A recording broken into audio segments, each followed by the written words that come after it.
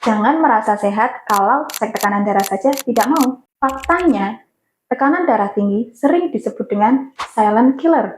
Seseorang yang mengidap hipertensi atau tekanan darah tinggi akan seumur hidup mengidap penyakit tersebut.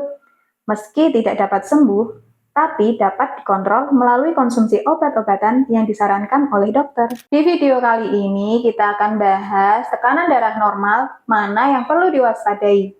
Apakah tekanan darah tinggi harus minum obat seumur hidup? Tekanan darah biasanya ditulis dengan dua angka, misalnya 120 per 80. Angka atas atau tekanan sistolik adalah saat jantung memompa.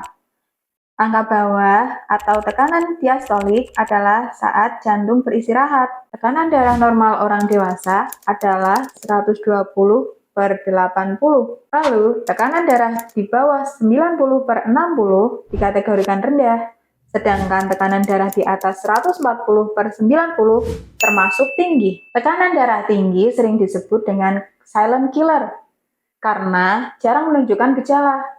Akan tetapi, jika tidak dikontrol, bisa menyebabkan serangan stroke, serangan jantung, serta bisa menyebabkan kerusakan organ yang serius. Misalnya, banyak orang cuma cek tensi sekali, lalu langsung menyimpulkan dirinya sakit. Padahal, tekanan darah bisa naik sementara karena kurang tidur, stres, minum kopi, atau habis aktivitas berat. Makanya, cek tensi harus dilakukan secara berulang dalam kondisi tenang. Pertanyaannya, apakah penderita hipertensi harus mengkonsumsi obat seumur hidup?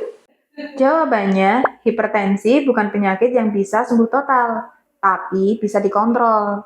Dalam banyak kasus, membutuhkan pengobatan jangka panjang, plus perubahan gaya hidup. Jika hipertensi masih ringan, perubahan pola hidup bisa dilakukan. Misalnya, olahraga rutin, kurangi konsumsi garam, mengelola stres. Obat biasanya diberikan jika tekanan darah tetap tinggi.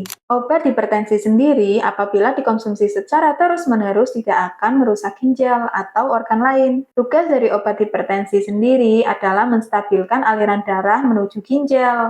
Jadi, mengontrol hipertensi sejak dini dapat mengurangi resiko stroke, tekanan jantung, dan penyakit serius lainnya. Tekanan darah bukan cuma soal angka, tapi juga soal kebiasaan hidup sehari-hari.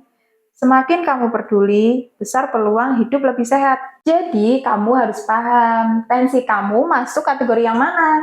Tinggi atau rendah? Jika kalian suka sama video ini, kalian bisa like, subscribe, dan share ke teman-teman kalian biar semua bisa tahu